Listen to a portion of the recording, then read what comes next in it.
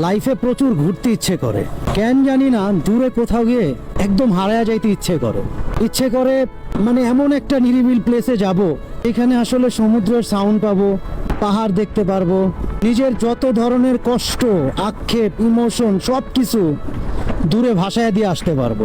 আসলে এই ব্যস্ততার লাইফে এইগুলা হয় না। অফিস, নিজের ব্যস্ততার লাইফ, ফ্যামিলি সব কিছু মিলে আসলে কেন যে এত আলি বড় হয়ে গেলাম, সেই বুঝটাই আসলে নিজের মধ্যে কাজ করে না।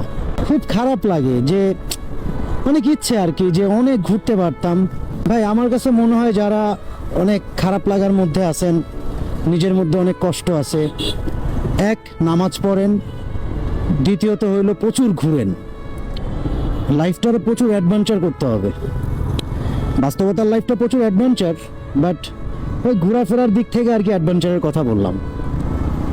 থাকে না, এটা আমার একটা ইচ্ছা অনেক দিনের যে আমি একবারে হারায় যেতে চাই, আবার ফিরে আসবো, বাট অনেক লাইফটারে প্রচুর অ্যাডভেঞ্চার করার পর তারপরে আবার আসলে সবার তো আর সব ধরনের ইচ্ছা পূরণ হয় না।